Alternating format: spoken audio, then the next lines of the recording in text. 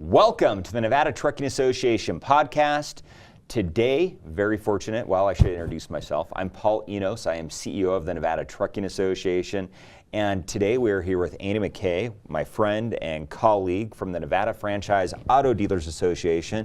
And Andy, you also represent some of the heavy truck dealers. I do. Yes, we represent, our organization is comprised, as Paul indicated, all of the franchise new car and truck dealers. And you go and buy a new Ford, Chevy, what have you, those are our members, and included in that are the heavy duty truck members as well, who frankly I think all of our heavy duty truck members are also members of yours. They are. So we have some commonality in notwithstanding all the issues, and we're always pulling from the same end of the rope. But I'd be remiss to say thanks for having me, Paul, and I really like what you're doing here. It's great. Well, hey, this is fun and glad to have you on.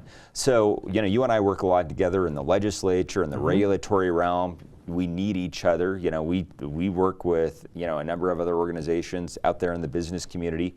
But one of the things you and I have been working on for the last year and a half or so has been this VW settlement, Volkswagen settlement. Will you just tell folks a little about it, how this, $22 million to replace heavy-duty trucks in Nevada came to be? Sure, and I'll try to be as brief as I can. This is as a result of the emissions testing scandal that Volkswagen was embroiled in. I think everybody's read about it on the news, in which their engineers had set up the computer programming of the vehicles that when that specific vehicle is being tested, it always registered as compliant with the EPA regulations, when in fact it wasn't. So the vehicle, on the 99.999% of the time it was running, was not in compliance with Environmental Protection Agency regulations. Long and short of it is they got caught, and as a result there was a massive amount of fines and penalties that were levied. And one of this, it was a settlement to address the potential pollution that resulted from the cheating, and you had a block of money that was available to all the states in the union, including Nevada, to access to take old vehicles that are polluting and either take them off the road or repower them. So taking them off the road, what do you have to do if you're going to take a vehicle off the road and be eligible for one of these grants? Well, obviously you have to submit an application, and we'll get into a little more detail of that later. But as a nutshell, in the event if a towing company, let's just use them for an example, they have an old flatbed that they've wanted to get rid of for quite some time, and frankly they haven't had the means to afford it. Because let's face it, that rolling stock ain't cheap, Paul. They're going to be eligible for and they tax the hell out of you on it too. Oh yeah, we can sit here and talk about the federal excise tax, which you have worked hard on, I have worked hard on, our respective national associations have worked hard on to try to get repealed, but we don't want to get in the weeds in that. Another show, exactly. A company that needs to replace that vehicle or take it off the road, they submit the application. Let's just cut through it. They're granted.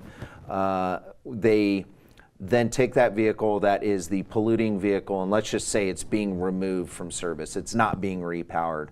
That vehicle has to have, much along the lines of what happened with Cash for Clunkers, the engine has to be deemed inoperable. So you have to drill through the block and then cut the frame on the vehicle. So for repowering, this is both government and non-government. Correct. You're eligible for 30% if you're replacing an old diesel with a new diesel, 40% for alternative fuel, or 50% for an all-electric truck. So, that's to repower. But to replace, and one of the things we talked about, kind of early on in this process was, would we allow an old diesel truck to be replaced with a new diesel truck? And there was a lot of push from folks to say no, from the natural gas industry, who wanted only alternative fuel vehicles or electric vehicles. And we said, look, it should be up to the individual company to determine what best serves their needs and their customers. And hey, diesel, I love diesel. I drive a diesel myself. It is the most energy dense form of transportation that we have, or fuel for transportation that we have. So, it makes sense for somebody, if they want to replace an old polluting diesel with a clean a clean diesel, where you're basically getting water vapor, out of those stacks, no black smoke anymore, to be able to do that. And just really quick, for a private sector individual to replace a diesel truck, it's whichever is lesser, $25,000 or 25% of the cost of that vehicle. For diesel, for alternative fuel, $40,000 or 25%, whichever is lesser. And for all electric, it is $40,000 or 35%, once again, whichever is the lesser. And that's for Class 8. Class 4 through 7 for non-government, private sector, our guys, our companies, $20,000 or 25% for diesel. Alternative fuel, $30,000 or 25%, once again the lesser. And for electric, $30,000 or 35%. Yeah, and I think I'd be remiss, Paul, and you'd agree, in the discussions that in meetings we've been involved with the Division of Environmental Protection, the Nevada division that is, going back prior to just before the new year of 2017, was a concern that due to the reimbursement level or assistance level, whatever good terminology you want to utilize, that local governments could have had, it could have paid for 100% of the equipment. Yeah. So you get a nice, beautiful 2019 American LaFrance fire truck that costs $400,000. There's 1/5 of the money gone on one vehicle. And the reality is this. Number one, you don't leverage the money at all as you could. And two is what is the true NOx reduction on that? To NDEP's credit, they have proposed that number be reduced substantially down to 35%. And as a result, there's going to be more money that's going to be leveraged. And that's good because your members, that is you're great at saying, trucks move it. Nothing gets to anybody's door without a truck. And if it's a local delivery service, a towing service, a moving service, what have you, there's going to be a lot more money available for these people that right now, that $25,000 now can enable them to afford to buy that new vehicle that my members are going to be able to sell to them. Now, and these are also going to be local trucks. And really the two areas of the state where we're focusing on, it's going to be Reno and Las Vegas, Washoe and Clark County, where we see the issues with air quality, where we hope to get the best bang out of our buck for NOx reduction. I'm a rural Nevada kid from Elko, married a Winnemucca girl. I love those places, but because you don't have the kind of issues out in rural Nevada that you do in the urban areas, really where the urban areas is where this is going to be focused on. Exactly, and that's a great point, because that's where you're seeing issues with non-attainment or borderline non-attainment. But the one thing that you're going to get when one of my members sells a vehicle to one of your members, for instance, you're going to see sales tax revenue that's going to be generated, whereas if it is a local government, no disrespect to local or state government, but guess what?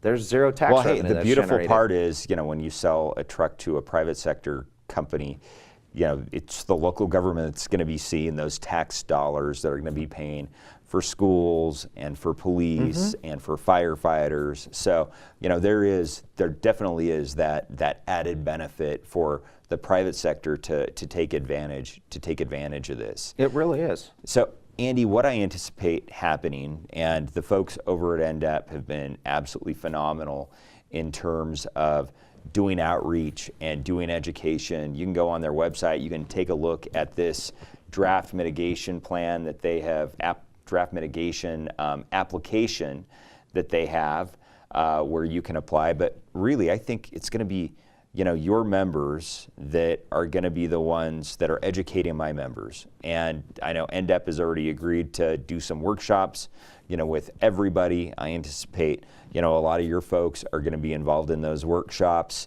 So when trucking companies go in there and they're talking to the truck dealers about replacing this truck, you guys are going to be the ones that are educating the trucking industry on exactly what they need to do and how to fill this application out, because it is, and I encourage everybody to take a look at it. We're going to have the website down on the bottom there, because it is a rather lengthy application, but they're asking things like, what is the biggest bang for the buck in terms of NOx reduction? So they want to make sure that they're reducing NOx and it's cost effective, that it is in an area that has met non-attainment, that we do need to